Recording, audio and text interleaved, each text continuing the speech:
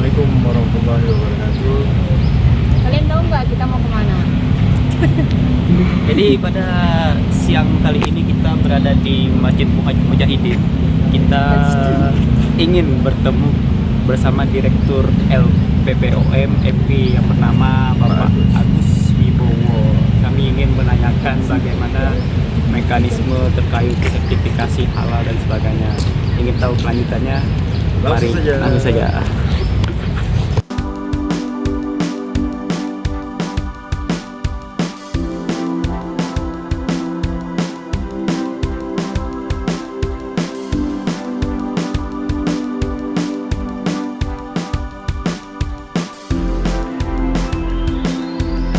Jadi kami udah nyampein pertanyaan Pak sekitar 25 gitu Pak terkait MUI ini. Mungkin langsung aja ya Pak. Yang pertama itu apa sih Pak peran dan tugas MUI Pontianak itu dalam pengawasan produk halal? Oh ya, jadi kalau untuk MUI itu tugasnya itu adalah untuk memfatwakan, ya bukan Pontianak ya, Kalimantan Barat ya, ya memfatwakan produk yang diajukan untuk disertifikasi. Jadi tugasnya itu kalau di dalam pengawasan itu bukan di MUI, di PP di Undang-Undang JPH itu pengawasan itu yang melakukan adalah pemerintah. Siapa? Ke badan ya BPJPH gitu ya. Jadi bukan MUI atau bukan LPPOM, tetapi itu adalah BPJPH. Kalau MUI dengan pengawasan gimana? Yaitu malah nanti dipersalahkan kan gitu kan, tidak sesuai dengan undang-undang. Oke, itu. Pertanyaan kedua tuh bagaimana sih Pak prosedur terkait pengajuan sertifikasi halal MUI di Pontianak? Ya, jadi sertifikasi halal itu kalau formal itu adalah satu pelaku usaha mengajukan sertifikasi halal ke BPJPH melalui melalui online ya, jadi melalui si halal bilangnya ya. Jadi di si halal mengajukan sertifikasi halal, isi beberapa prasyarat untuk pengajuan. Nanti bisa dilihat ya persyaratnya di situ ya. Nah itu setelah persyarat-persyarat sesuai, maka nanti akan dikonfirmasi oleh BPJPH, dikonfirmasi di BPJPH ini memenuhi prasyarat, ya syaratnya sudah semua, betul kan gitu ya, maka kemudian diteruskan ke LPH, Lembaga Penyelia Halal. Ya kita merupakan LPH kan gitu ya. Misal kalau di LPPOM maka nanti dia pelaku satu memilih LPPOM gitu ya. Salah satu LPH maka dari BPJP akan diteruskan ke LPPOM. Nah begitu diteruskan maka LPPH kita LPPOM itu akan melihat mengkaji dari sisi pembiayaan dan yang lainnya. Kemudian kita masukkan pembiayaan kan gitu ya. Begitu pembiayaan disetujui, maka kemudian pelaku usaha membayar di membayar di nomor yang ditentukan, kemudian dimasukkan buktinya ke si halal, selesai baru dilakukan audit. Nah, begitu selesai dilakukan audit, waktunya itu adalah 15 hari, 14 ya. Ya, waktunya tambah kalau ditambah ya berarti tambah 1 minggu, 14 hari kerja ya.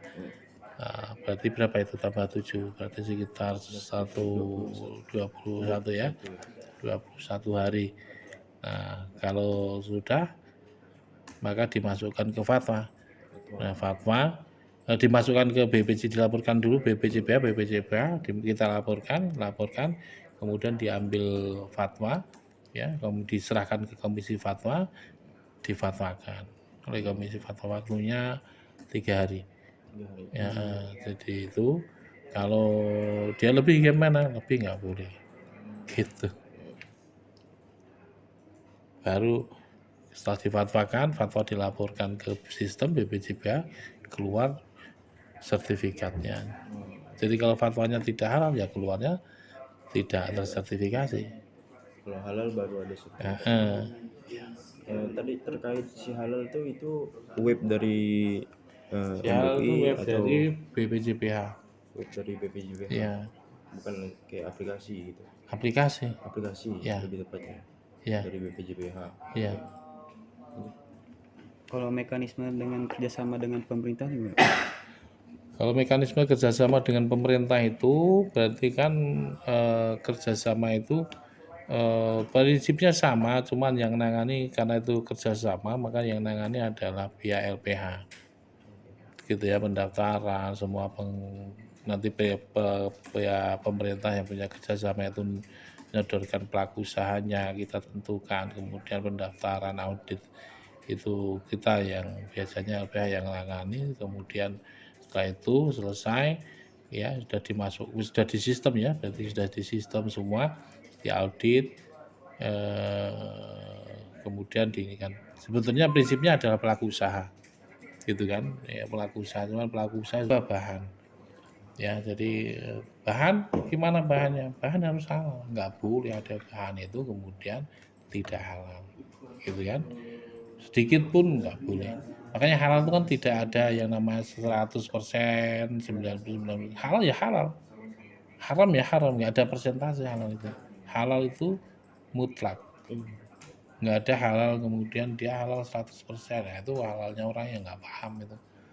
Orang-orang di luar yang nggak paham itu kan sering mengatakan halal 100%, 200%, nggak ada itu. Halal itu halal, nggak ada halal persentase, gitu kan. Nah, itu yang kedua tadi apa? Bahan. Yang ketiga itu adalah proses produksi. Jadi proses produksi itu tempat, gitu kan, orangnya, kan gitu kan. Nah itu harus halal, jangan sampai kemudian produksi halal itu ini benar ini bahannya sudah betul, tapi proses produksi halal PPH-nya itu kemudian memungkinkan terjadinya kontaminasi, haram ya, itu haram. Makanya kan ketika ada banyak tempat-tempat itu kan ada resto, kemudian dia punya cabang banyak ya, seluruh cabangnya harus diaudit. Nggak bisa sini diaudit sampling, nggak bisa. Kan makanya itu halal itu mutlak, nggak boleh halal itu sampling, gitu toh. Sampling situ aja ya, di sana enggak, di sana nggak boleh. Seluruhnya harus diaudit untuk memastikan bahwa seluruh tempat itu tidak mungkin terjadinya kontaminasi bahan yang haram. Ya, jadi yang keempat harusnya yang tadi ketiga, yang empat itu tadi PPH. Yang keempat itu nama produknya kan. Produk itu nama produk, bentuk produk, sensori produk, gitu kan. Nah, bentuk produk misalnya kita sudah produksi benar namanya betul, tapi bentuknya anjing, haram itu. Bukan haram, nggak boleh sertifikasi itu. Kenapa? Karena mau bisa mendekatkan masyarakat muslim untuk suka sesuatu yang diharamkan. Yang semula melihatnya mungkin agak gimana gitu ya, kita sudah nggak apa-apa, itu dimakan aja gitu kan. Bentuk babi atau namanya atau rasanya, wah dia halal tapi rasanya seperti babi, nggak boleh. Namanya apa itu namanya setan, nggak boleh ya. Bikini nggak boleh, apalagi ya hotdog, kondok nggak boleh, bir nggak boleh ya, bir 0% alkohol nggak boleh ya. Ini ada bir bintang ada bintang tapi tulisan 0% alkohol, mungkin halal itu, tapi itu nggak akan pernah disertifikasi, dijual ya mau nggak tersertifikasi. Makanya sertifikasi itu. Yang kelima itu adalah adanya manajemen yang memastikan bahwa halal itu memang betul-betul bisa dijamin ya. Jadi ada audit internal, ada rapat manajemen gitu kan. Nah evaluasi ya, itu harus ada, mana yang betul, mana yang ini, mana ada kelemahan itu. 4 prinsip. Tapi sebetulnya gini, halal itu sebetulnya kan bahannya halal, tidak terkontaminasi dengan barang yang haram atau najis. Gitu kan? Ya itu. Nah, cuman karena ini sistemnya adalah tidak hanya orang muslim saja, non muslim boleh, kan gitu kan? Maka satu, niat harus. Kalau orang muslim mungkin niatnya sudah, tapi kalau non muslim gimana? Ya berarti kan nggak boleh dibeda-bedakan. Kalau di manajemen kan gitu toh, nggak boleh dibilang ini muslim nggak usah, enggak. Orang muslim itu sudah ada niat mesti. Tapi niat itu nggak boleh hanya niat itu aja. Makanya sebenarnya dalam sistem manajemen dia harus niat itu komitmen itu diimplementasikan. Harus ada niat tertulis, saya mau produksi produk minuman yang halal, gitu kan? Gitu. Loh, apakah cukup niat saja? Ya nggak cukup, namanya komitmen, disiapkan sumber daya. Siapa itu? Ada penyelianya, kan gitu toh? Kalau cuma potong, apakah cukup? Ya enggak, harus ada juleha, juru sembelih halalnya. Nah, itu namanya komitmen, gitu kan? Cukup enggak? Belum tentu, enggak cukup. Pelatihan para karyawan. Karyawan yang bekerja di seluruh bagian yang potensial terkontaminasi, ya dikasih pelatihan, gitu kan? Apakah itu cukup? Ya enggak tentunya. Kenapa? Karena selain bahan, tempat, komitmen, dan sebetulnya bahan ada fasilitas kalau kontaminasi gitu kan. Nah, karena ini sistem, maka nggak boleh hal itu nggak boleh doakan yang jelek.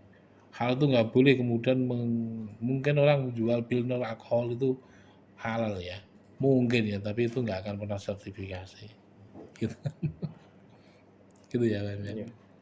Ya, juga yang terakhir itu manajemen. Jangan halal sekarang halal, besok enggak, besoknya halal lagi, kan gitu kan. Maka bagaimana kontinuitas halal itu? Manajemen. Ada evaluasi, ada rapat manajemen, gitu. Berarti tadi SOP. hal-hal yang menyerupai lah Pak ya, nggak bakal disertifikasi gitu. Oh ya, nggak boleh. Menyerupai apa? Justru hal haram gitu. Haram ya. Nah,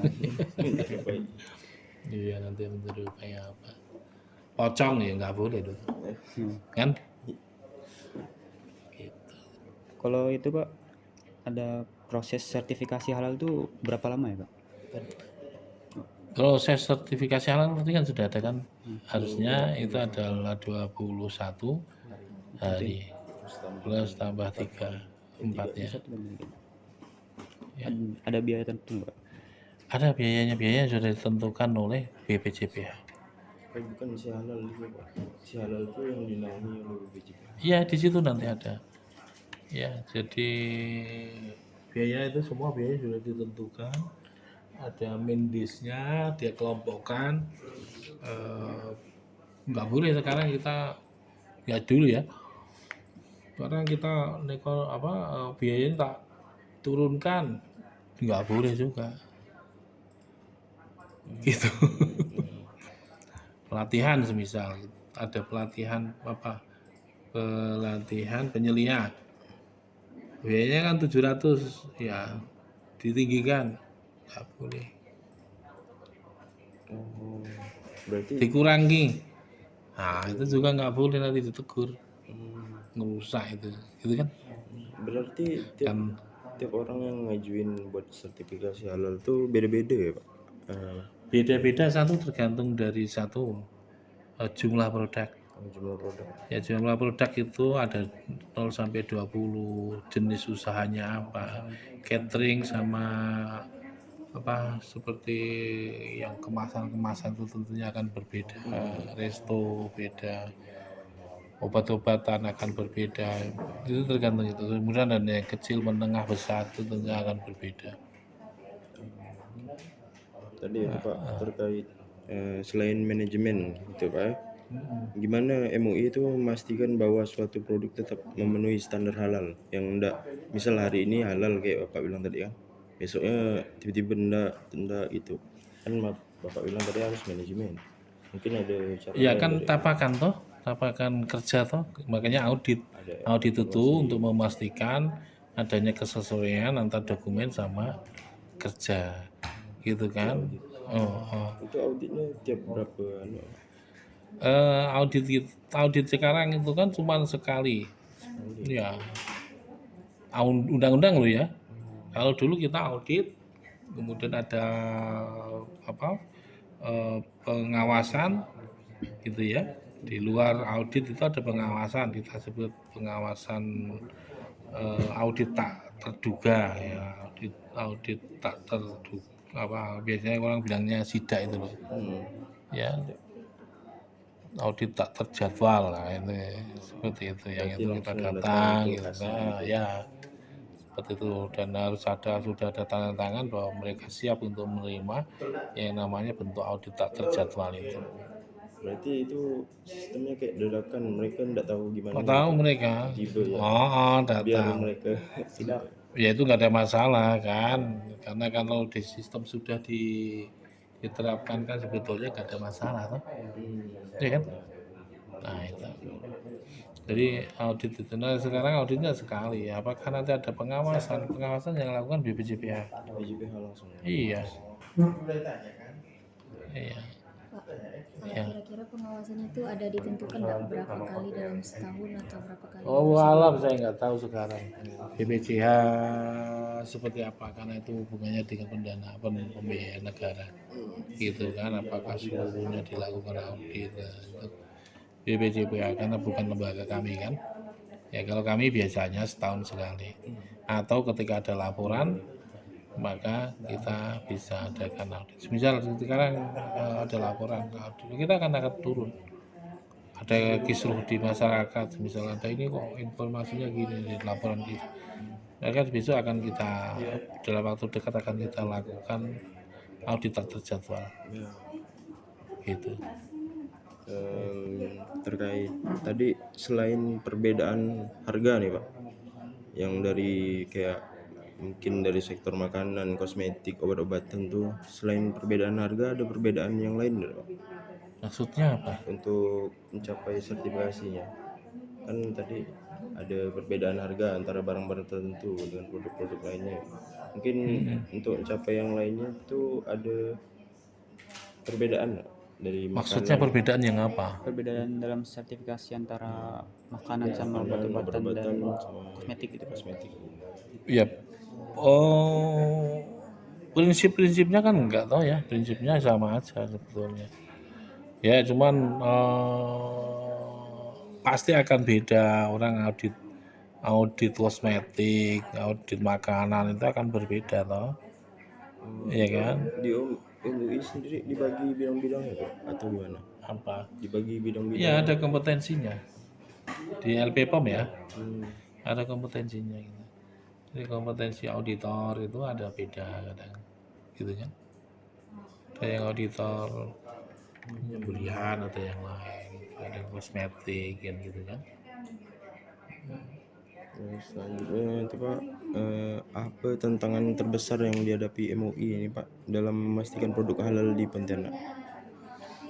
Kita tahu kan kayak Pontianak, Singkawang itu kan berbagai macam lah etnisnya Pak. Tidak semuanya Islam. Apakah ada tantangan besar lainnya untuk memastikan produk halal? Ya kalau sekarang kan tantangan, kalau kita bilang tantangan besar itu kan sebetulnya diberlakukannya, karena ketika diberlakukan mestinya harus ada ini ya, harus ada dorongan dari pemerintah kan gitu ya. Jadi dorongan pemerintah untuk memberikan pemahaman kan gitu ya, bahwa sertifikasi halal itu wajib, sertifikasi halal itu seperti apa kan gitu ya.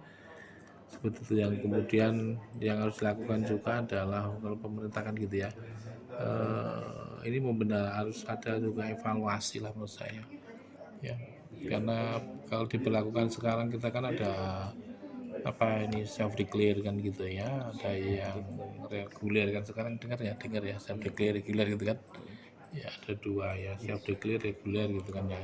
Itu harus ditegakkan itu adalah seluruhnya harus paham bahwa oh ini bisa self declare, ini nggak boleh gitu kan. Nah itu kok ini kenapa gitu? Karena itu nanti kalau nggak bisa self declare, nanti dimasukkan nanti jadi malpraktek gitu kan. Nah ini yang kami melihat ada indikasi ke situ kan gitu ya. Jadi kenapa? Misal orang kita resto punya 30 produk ya, sudah disertifikasi pakai self declare saja 10 kan dari 30 cukup kan, ya kan? Ya pembiayaannya bener nggak itu? Nggak bener. Kenapa? Karena dia risikonya tinggi gitu. Nah ini yang nggak boleh ya. Jadi bahwa di situ ada proses yang rumit ya. Kalau orang mungkin wah itu kan bisa, bisa Pak Yai juga bukan Pak Yai orang juga mungkin bisa lah ya. Tambah ada mungkin mengatakan itu halal kok. Tapi apa betul ilmuwan yang sesuai dengan keilmuan itu juga mengatakan seperti itu? Gitu toh? Ya, ada mengatakan dulu ini halal. Begitu kita lihat ternyata kuasnya enggak. Gitu kan? Nah, sense itu oleh yang miliki siapa? Sense itu kan biasanya bukan tidak masyarakat umum. Saya akan memandang berbeda dengan orang ekonomi ketika berbicara mengaudit perusahaan. Orang ekonomi lebih detail. Saya nggak tahu. Paham ya? Kelihatannya bagus. Wah, ini bagus orang ekonomi. Celahnya banyak ini. Nggak betul ini bisa. Pasti ada kebocoran anggaran, kebocoran. Itu kan gitu kan? Kalau kita enggak mungkin. Wah, ini dijual bagus. Kenapa? Karena anggaran riset itu dikuatin. Bagus kan gitu. Orang ekonomi, oh enggak ini. Gitu kan? Nah, harus orang yang tepat gitu kan, yang nah kalau saya lihat seperti itu ya. Jadi nah ini PR besar bagi BPJPH untuk memberikan pemahaman itu ya, sehingga nggak ada kasus seperti dulu kan gitu ya. Itu minuman ya halal tuh, halal itu kan gitu kan, bahannya halal semua halal. Ternyata haram jadulnya. Kenapa haram? Ternyata begitu digadukan ternyata alkoholnya tinggi, gitu kan. Nah, alkoholnya tinggi, sertifikasi haram jadinya maksudnya. Ya, kenapa kok gitu? Ilmunya kan gitu kan. Jadi ilmunya kenapa? Karena Rasulullah itu pernah merendam kurma dalam waktu berapa itu? 3 hari atau berapa itu? Kemudian diukur kadar alkoholnya di air kurma itu ternyata 0,3%. Ya, jadi kecil kan gitu ya. Itu sudah dikatakan haram. Dari rata-rata hasil riset kita ya, ternyata maka segitu itu adalah 0,5 ya kadar alkohol itu. Jadi bukan karena mengada-ada hasil hadis di cross checkkan ke penelitian kadar alkoholnya berapa kurma ketika direndam dengan air 3 hari kalau nggak salah. Itu kan sudah sama Rasulullah kan itu haram itu, nggak boleh diminum. Ya, itu kita analisis ternyata 0,5%, 0,3 kan. Ya, gitu ya. Mungkin tadi Pak, selain dorongan pemerintah nih Pak, ada enggak langkah MUI dalam mensosialisasikan pentingnya produk halal kepada halayak masyarakat sama pelaku usaha gitu? Kita sering kalau LPPOM ya, ini LPPOM ya bukan MUI ya, LPPOM-nya ya, LPPOM itu lembaga di bawah MUI memang. Makanya kan ya karena sosialisasi kita itu sebetulnya sosialisasi MUI kan gitu ya. Nah kita lakukan sering ke anak-anak SMP, SD, SMA kita lakukan sosialisasi itu ke warga-warga kita lakukan. Ya, sosialisasi kita lakukan di radio, kerjasama dengan radio, dengan TV kita lakukan kerjasama dengan TV. Yang sekarang lagi gencar itu kita lagi berjalan itu dengan radio RRI kan gitu ya. Kita setiap Senin, Selasa, Rabu. Iya, 3 hari. Setiap 3 hari. Oh, ya, terus kemudian kita dengan beberapa dinas kita sosialisasi ke pelaku usaha itu kita Terus itu Pak, kayak kan ada nih kayak produk-produk yang memakai secara terang-terangan ya tuh dari logo halal MUI, tapi dia tidak ada melakukan sertifikasi. Kayak gimana LPPOM atau MUI menanggapi itu Pak? ya kita tuh biasanya sekarang menyampaikan saja gitu toh. Iya, itu pemerintah pun juga harusnya sudah melakukan sidak ya. Harus ketika kita laporkan maka mestinya pemerintah yang dalam hal ini BPJPH melakukan tindakan kan gitu ya. Jadi ketika itu ya, pemerintah untuk melarang, memberikan surat teguran dan yang lainnya. Ya, jadi LPPOM atau MUI itu tidak memberikan, tidak ada. Paling kalau dia menggunakan kita maka kita komplain, kita laporkan ke hak merek.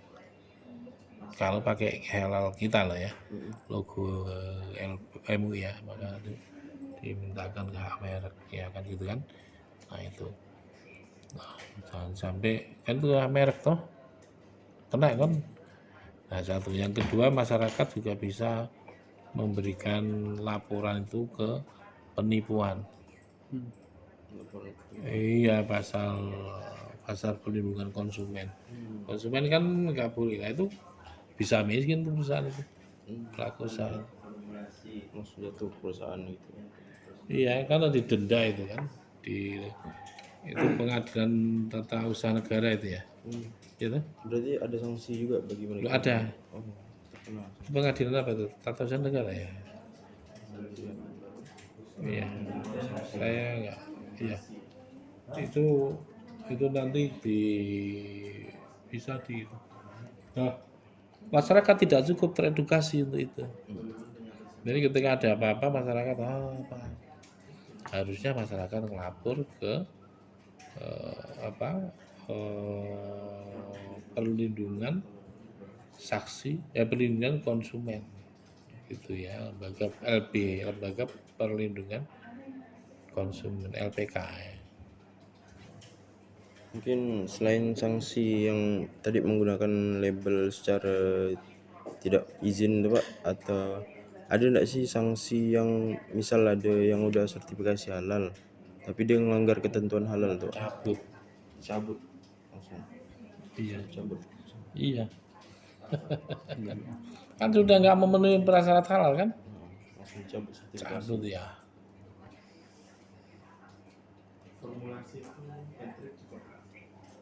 Terus tadi masyarakat kan juga bisa melaporkan ke MUI atau apa lembaga-lembaga misalnya. Masyarakat bisa melaporkan ke MUI, bisa melaporkan lebih tepatnya itu ke ini ya, ke BPJPH ya. BPJPH atau LPK, Lembaga Perlindungan Konsumen. Ya, jadi ketika ada ini kan, oh ini kok belum halal kok, nyantumkan hal ya. Diminta aja ada sertifikatnya enggak laporkan ke LPK. Gitu kan? Ada enggak sih Pak cara ngelaporkan ke BPJPH itu? Atau Laporan BPJPH lewat itu lewat Satgas ya. Satgas? Oh, berarti lewat Satgas melapornya Ya. langsung ditanggapi sama BPJPH. Iya. Terus terkait kendala utama yang dihadapi dalam penerapan sertifikasi halal di Pontianak nih ada nggak Pak di UI? Kendala apa ya? Kendala utama yang dihadapi ya dalam penerapan sertifikasi halal. Maksudnya gimana itu ya? Apa kendala utama yang dihadapi MUI dalam penerapan sertifikasi halal di Pontianak? Oh, ya kendala yang dihadapi kan gitu ya. Ya, kadang-kadang tidak seluruh tidak seluruh stakeholder yang harusnya itu paham nggak paham tuh, iya toh? Ya, jadi ketidakpahaman semuanya itu yang kadang-kadang menjadi kendala, gitu ya. Jadi ya contoh lah, saya ke salah satu kabupaten, gitu, kabupaten. Ternyata kemudian kabupaten itu minta bantuan sertifikasi halal ke LP POM. Mungkin nggak cocok tuh. Mengambil pembukaan lembaga, mestinya kabupaten itu menyediakan dana bantuan ketika dia mendeklar sebagai kabupaten halal, mestinya dia menyediakan dana bantuan, gitu kan. Nah ini orangnya kepengennya kan gratisan kan, iya. Padahal ini untuk masyarakatnya, investasi negara, investasi pemerintah kabupaten kota, gitu tuh. Nah ini pemahaman-pemahaman yang tidak pas dari masyarakat, ya itu yang ini, gitu ya. Dan masyarakat tidak pas, kemudian ada beberapa orang yang menggunakan celah ini, sehingga kayak seperti calo kan gitu kan. Nah, sekarang ngetren itu pencaloan sertifikasi halal itu, gitu kan. Ada itu, Pak. Ada kan, iya. Berarti ada orang-orang tertentu yang ngaku-ngaku gitu jadi LP POM atau MUI. Jadi Bukan calon. kita, Oh, bukan ya, dari Bang bukan MUI ya. dari kita, iya. Jadi gitu-gitu kan, ini namanya gitu kan potensial loh. Ya, masih lama. Sisa 5 pertanyaan. Oh iya. Selanjutnya nih Pak, bagaimana masyarakat tuh membedakan produk yang udah disertifikasi selain dari logo, Pak? Kan kalau di dalam produk tuh cuman ada logo. Mungkin ada cara lain untuk membedakannya, Pak. Nggak bisa lah. Cuman logo ya. Halal itu harus jelas. Dikasih kawan nasi, halal nggak? Muslim. Belum tentu bisa. Kenapa? Karena mungkin produksinya bisa jadi, Pak. Wah dia barangnya semua halal, barangnya halal. Halal nggak? Hah? Halal. Kalau piringnya nggak halal gimana? Piringnya terkontaminasi najis besar. Oh iya. Harus pernah dengar? Iya. Produksi barang halal, piringnya dijilat anjing, sudah dicuci, cucinya dengan tidak syar'i. Haram atau enggak? Haram. Kenapa haram? Terkontaminasi. Ya, itu mutanajis itu. Mutanajis terkontaminasi najis itu haram. Bisa dilihat.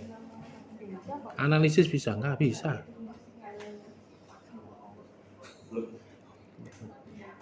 Bisa kamu lihat dari tidak ada logonya.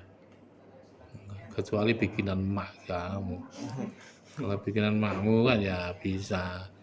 Mau berani bikinan makmu haram mak, mau berani nggak kasih makan kau, gitu toh? Iya. Ya, iya kan? Iya.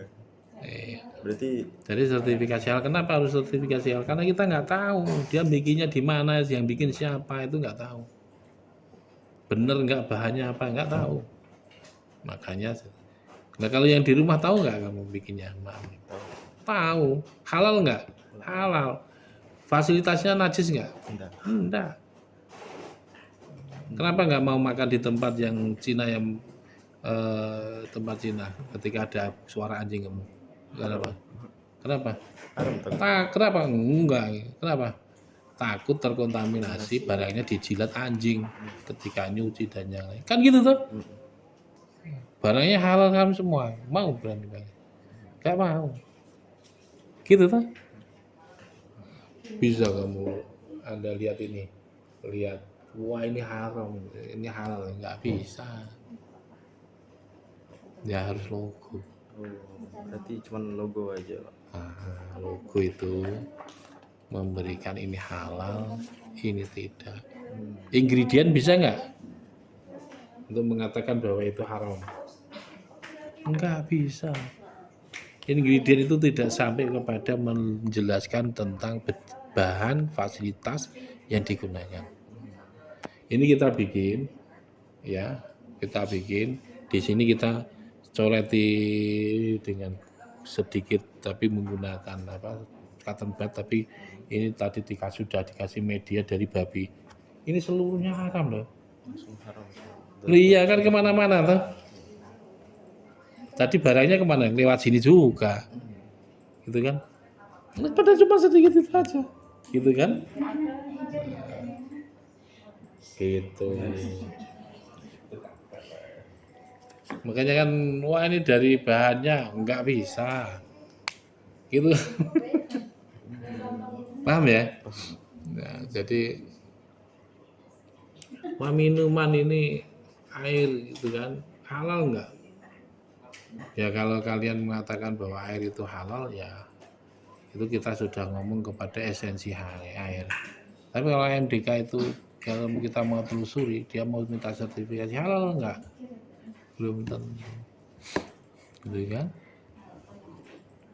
Ya, arah aktifnya pakai apa? Gitu kan? Terkait itu Pak, LPPM MUI ini ada kolaborasi sama lembaga internasional enggak Pak? Atau studi banding gitu? Jadi ya kolaborasi ada kita, kan gitu kan? Kita itu sudah terakreditasikan, ya. Jadi ya itu. Jadi kalau kalian mau masukkan barang ke negara Gulf itu, kalau tidak menggunakan sertifikat LPPOM, kalau menggunakan sertifikat dari BPJPH saja nggak bisa. Yang diakui di LPPOM itu perdagangan itu, ya, negara-negara padang pasir Gulf itu ya, itu mereka itu kerjasama nggak? Ya sama Pak. Verifikasi di Cina itu kerjasama nggak? Kerjasama. Gitu ya. Nah itu ya, nanti kalau tak tunjukkan yang lain beda, nggak boleh direkam, tak tunjukkan yang lain. Nggak direkam nggak boleh. Itu Pak, tugas MUI selain memastikan kehalalan produk tuh ada yang lain nggak Pak tugasnya? Oh, kalau tugas MUI sendiri itu kan dia pelayan umat ya, hadimul umat, terus apa itu, himayatul ya, jadi MUI itu adalah partnernya pemerintah ya, kemudian pelayan masyarakat umat gitu ya. Jadi dua itu, sebagai partner pemerintah kita tidak boleh, ya harus kita dekat, tapi nggak boleh kemudian ngekor. Kalau memang pemerintah salah dikasih masukan, gitu toh. Itu namanya hadimul hukumah, ya toh. Jadi hadimul hukumah, dia khodim bagi pemerintah kan, dia yang membuat himayatul umat. Ya, jadi kita berhikmah kepada umat, maka kita memberikan pelayanan pada umat. Ya, umat perlu apa? Ya, karena MUI itu dari Majelis Ulama Indonesia, dari umat kan ya. Yaitu menjaga akhlak umat, menjaga akidah umat, menjaga makanan umat, menjaga agar umat itu terhindar dari sesuatu yang haram. Ya, makanya sekarang bisnis syariah itu kan berawal dari MUI kan. Iya. Karena sekarang menarik, ambil negara ya, Knex. Teks. Gitu kan? Tahu ya, Knex ya. Enggak diajari. Wah, ya ini ekonomi syariah ya, nggak tahu gimana tuh. Belum, masih semester awal Pak. Semester berapa? 4 4 ya sudah lah. tengah-tengah. Jadi kalau misalkan sebuah kota provinsi, kalau misalkan katanya tidak betul, MUI-nya bisa disalahkan enggak? Dari tadi Bapak bilang kalau misalkan MUI itu kan misalnya Enggak lah, menjabatnya- MUI itu selalu memberikan masukan bagi bagi pemerintah. Gitu kan. Kalau MUI-nya nggak betul, ya nggak bisa seperti itu. Pemerintahannya pecicilan ya nggak bisa lah. Gitu toh. Ya, jangan kemudian ini kotanya nggak betul, MUI-nya nggak betul, ya nggak gitu. Betul tapi wali kotanya, pimpinannya pecicilan ya jadinya jelek lah. Ini bukan saya ketua MUI lo ya, enggak. Ya saya pengurus MUI tapi bukan ketua. Gitu ya. Gitu ya. Sudah Pak. Terakhir lah Pak, harapan MUI ini, PPOMI terhadap pengembangan ekosistem, khususnya dari ekosistem halal. Halal. Kita kepingin karena halal itu memang kenapa kalau kita kepingin di halal itu kemudian menjadi ditangani oleh pemerintah, karena selama ini kita tangani dengan cara apa? Ketika volunteer tangani swasta, ini kan swasta ya, yaitu tidak ada tekanan dari pemerintah. Padahal halal itu adalah sesuatu yang dari sisi ekonomi keekonomisan itu saya yakin kita bisa bersaing kan gitu ya. Ya, jadi volume perdagangan di syariah itu sekarang selalu terus meningkat terus. Bahkan halal itu bukan menjadi kewajiban lagi, tapi menjadi tren, menjadi kebutuhan, gitu kan? Menjadi kebutuhan. Sekarang negara halal besar itu bukannya negara Muslim, China yang besar, gitu kan? China. Ya, kita lihat lagi Kanada, bukan sesuatu yang mereka negara ya, Amerika ini, ya mereka peduli untuk Korea, mereka peduli untuk agar produknya itu halal. Kenapa? Halal bukan lagi kewajiban bagi seorang Muslim, tapi kebutuhan, kan halalan thayyibah. Ya ayuhan nas kullu mimma fil ardi halalan thayyibah, kan gitu kan. Bunyi firman Allah itu bukan ya ayyuhal ladzina amanu, bukan ya ayyuhal ladzina muttaqin, ya muttaqin enggak, tapi ya ayuhan nas, untuk seluruh manusia. Artinya itu garansi Allah bahwa halal itu memang bukan untuk Muslim saja, halal itu untuk seluruh manusia. Tren itu, karena halal itu halalan thayyibah gitu ya. Nah, jadi kita berharap kita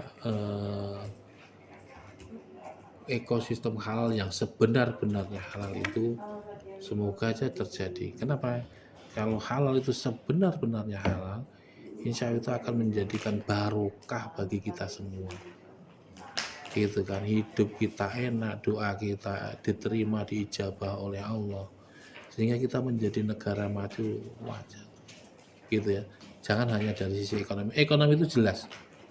Ya, ekonomi itu sudah jelas. Kalau kamu mau mengikuti perintah Allah, ekonomi itu pasti ada. Kan gitu ya. Tapi orang yang ngejar ekonomi tidak akan dapat pahala dari Allah. Ya, pahala kebarokahan. Kita kepingin jadi negara baldatun thayyibatun wa rabbun ghafur. Kan gitu kan? Iya. Kalau mau dari baldatun thayyibatun wa rabbun ghafur, ya itu. Gitu. Jadi ekosistem halal itu harus diterapkan. Ya kita kepingin yang sebenar-benarnya halal, jangan sampai melenceng pada hanya sekedar mencari keuntungan semata. Keuntungan pasti didapat, gitu kan? Tapi barokah dari halal itu, barokah dari syar'i itu harus dikejar, gitu kan? Gak rugi toh. Kalau nggak untung, pasti untung di surga. Kan gitu toh? Kalau orang muslim kan gitu kan? Apakah usaha pasti untung? Enggak. Tapi kalau usaha rugi kamu di surganya nggak dapat, akhiratnya nggak dapat ya itu orang-orang yang merugi toh. Dua-duanya. Tapi ketika kita kepengen dapat barokah dua-duanya, usaha untung, barokahnya dapat, gitu kan? Iya. Jadi gitu loh sistem kalau kita komunitas ini sudah benar. Bayangkan orang Thailand itu ketika ada orang beli, dia kelihatan orang Muslim, maka dia mengatakan penjualnya itu, mohon maaf tuan, Anda nggak layak untuk beli di sini, beli bahan ini itu tidak halal. Singkirkan. Oh ya, tapi kalau kita gimana? Pak Haji beli itu yang jual cekikian, bener kan? Pak Haji belinya haram, padahal Pak Haji nggak tahu. Paham ya? Nggak kepengen kita gitu. Kepengen kita semua jadi orang yang jujur. Orang yang jujur di dalam berekonomi. Insya Allah nanti barokah akan muncul. Gitu kan? Ini nggak halal, mohon maaf, ini tidak layak untuk Bapak. Karena ini barang ini tidak sesuai dengan kriteria untuk orang Muslim. Oh saya enggak kok, saya pakai peci tapi saya non Muslim, ya enggak apa-apa kan? Gitu kan? Nah, oh ya kalau gitu itu ada babi makan saja kan, gitu kan? Gitu kan? Tunjukkan ini. Nah ini enggak, orang beli barang yang beli orang Muslim, barang yang diambil jelas kasir tahu bahwa itu haram, dibiarkan. Atau orang mau masuk ke rumah makan di situ jelas dia menyediakan barang yang nggak jelas kehalalannya, kadang-kadang ditambah dengan babi. Pelanggan seperti itu, konsumen gitu dibiarkan. Harusnya kan nggak, mohon maaf Bapak, ini barang ini mengandung ini, Bapak nggak bisa makan di sini karena Bapak Muslim. Oh enggak, saya kepengen di sini. Bapak Muslim mau nyoba. Oh enggak apa-apa, saya kepengen. Semoga. Ya toh? Nah, boleh enggak? Boleh enggak? Kalau dia menyatakan bahwa itu sebetulnya tidak boleh, ya kalau dia mengatakan itu boleh dimakan oleh umat Islam, ya berarti dia sudah kufur kan? Gitu toh? Tapi kalau dia yakin bahwa itu nggak boleh dimakan, tetap dia makan, jatuhnya dia maksiat kepada Allah, gitu kan? Oh iya, semua ada konsekuensi toh. Kalau maksiat ya nanti ditulis sebagai maksiat. Orang Muslim melakukan zina, boleh nggak? Nggak boleh kan gitu ya. Tapi dia melakukan ya berarti dia maksiat. Apakah dia menjadi kafir? Enggak, karena dia masih yakin bahwa itu tidak diperbolehkan. Tapi kalau dia mengatakan maksiat itu diperbolehkan di Islam, dia kufur. Gitu loh. Gitu. Mungkin itu saja sih Pak. Semoga barokah. Ya mungkin. Itu aja pertanyaannya. Makasih Pak jawabannya. Semoga jadi amal jariah lah. Amin. Okay.